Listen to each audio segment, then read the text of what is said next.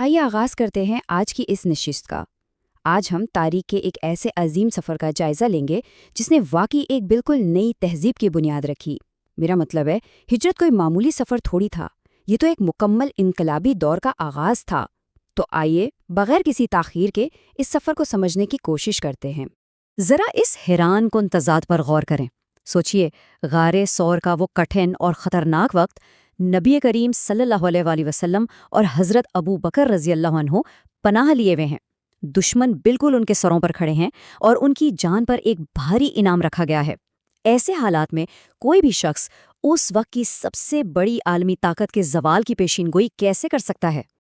اب اس سفر کی ترتیب کو دیکھیں۔ پہلا دن اور مکہ سے روانگی، پھر 3 دن تک غار ثور میں چھپنا جہاں آرام نہیں بلکہ شدید خطرہ تھا، پھر 12ویں دن قباء آنا اور آخر میں 16ویں دن مدینہ میں وہ شاندار داخلہ۔ یہ محض جگہ کی تبدیلی نہیں تھی، یہ بے بسی اور خطرے سے نکل کر ایک حتمی کامیابی تک کا ایک معجزاتی سفر تھا۔ اور اس خوف کے عالم میں جب دشمن سچ مچ غار کے دہانے پر پہنچ چکے تھے تو اس وقت ایک غیر متزلزل تسلی ملتی ہے۔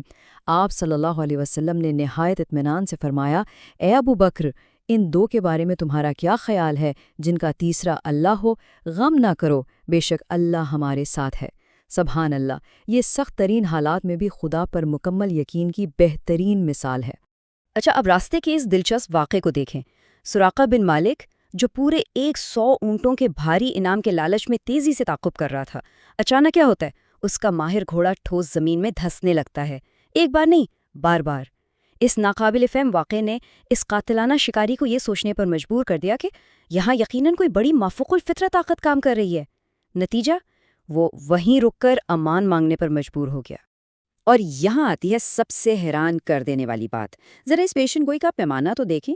ایک شخص جو بظاہر اپنی جان بچا کر ہجرت کر رہا ہے، وہ اسی خطرناک صحرا میں ایک بدو کو کیا بتا رہا ہے کہ دنیا کی سب سے بڑی طاقت یعنی سلطنت فارس کا زوال ہونے والا ہے اور تم کسریٰ کے کنگن پہنو گے۔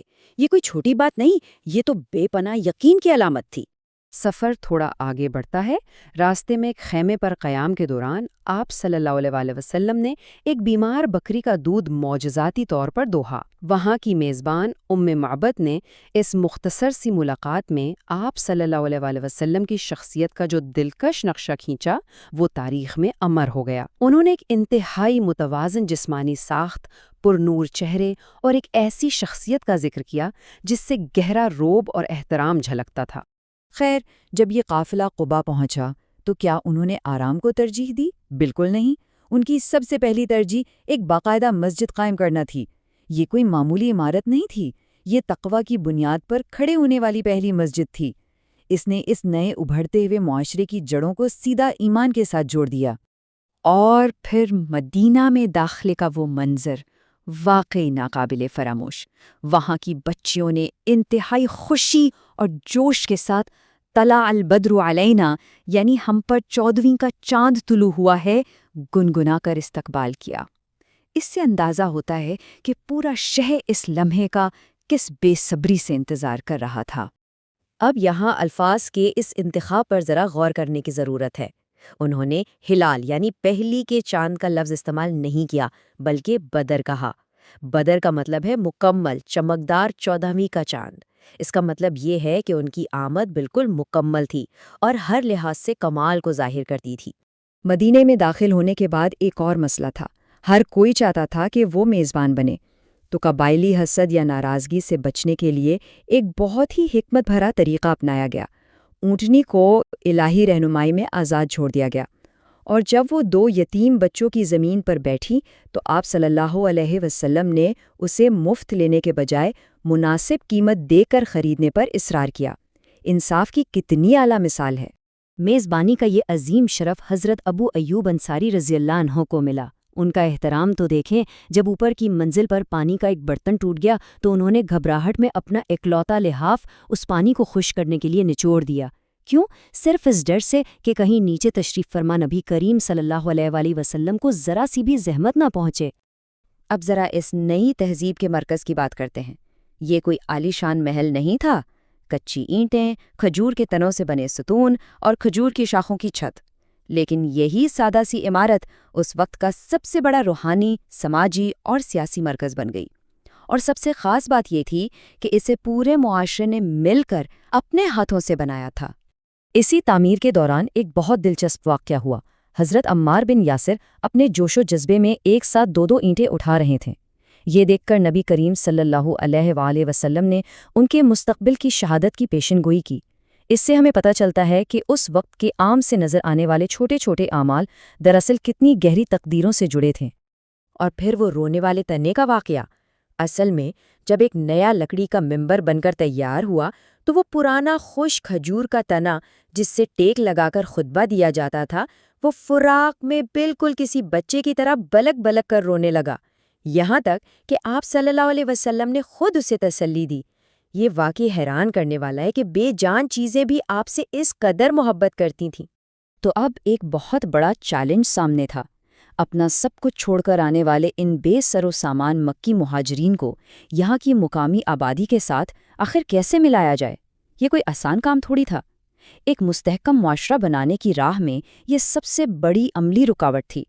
اس کا حل بڑا ہی کمال کا تھا، مواخات یعنی بھائی چارہ۔ یہ کوئی عام دوستی نہیں تھی، یہ ایک باقاعدہ نظام تھا جس نے خون کے رشتوں سے اوپر اٹھ کر شعوری طور پر لوگوں کو آپس میں بھائی بھائی بنا دیا۔ سچ کہوں تو اس ایک قدم نے شہر کے پورے سماجی ڈھانچے کو بالکل نئے سرے سے ترتیب دے دیا۔ اب اس فرق کو ذرا دھیان سے دیکھیں۔ ایک طرف وہ پرانی قبائلیت تھی، اوس اور خزرج کے سالوں پرانی دشمنی جو زبان اور علاقے پر بٹی تھی، اور دوسری طرف یہ نیا اتحاد۔ اس نے ان تمام خونی دشمنیوں کو ختم کر کے ایک ایسی سوچ اور ایمان پر مبنی وحدت پیدا کی جہاں مہاجرین اور انصار خوشی خوشی اپنے گھر، دولت اور زندگی ایک دوسرے سے بانٹ رہے تھے۔ اسی لیے مدینہ کی یہ ریاست پوری انسانی تاریخ میں بالکل منفرد مقام رکھتی ہے۔ یہ کوئی ایسا دارالحکومت نہیں تھا جسے تلواروں یا ہتھیاروں کے زور پر فتح کیا گیا ہو، ہرگز نہیں۔ اس کی بنیاد ایک نظریاتی اور اخلاقی پیغام پر رکھی گئی تھی، ایک ایسا معاشرہ جو طاقت پر نہیں بلکہ مکمل ایمان اور عقیدے پر کھڑا تھا۔ ویسے اس مواحات کے نظام کا ایک اور بے حد خوبصورت پہلو ہے۔ جب سب کو کسی نہ کسی کا بھائی بنایا جا رہا تھا تو نبی کریم صلی اللہ علیہ وآلہ وسلم نے اس نئے نظام میں اپنے چچا زاد حضرت علی رضی اللہ عنہ کو اپنا بھائی منتخب کیا۔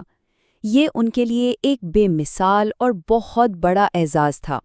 خیر، اب اگر اس پورے سفر کو سمیٹیں تو ہمیں کچھ بنیادی اصول ملتے ہیں۔ خطرے کے وقت خدا پر ناقابل شکست ایمان، الہی تائید کے نشانات، اور سب سے اہم سادگی اور مساوات پر مبنی سماجی مراکز کی تعمیر جنہوں نے قبائلی فرق کو بالکل ختم کر دیا۔ یہی وہ بنیادی خاکہ تھا جس نے پناہ گزینوں کے ایک چھوٹے سے گروہ کو ایک عظیم عالمی تہذیب میں تبدیل کر دیا۔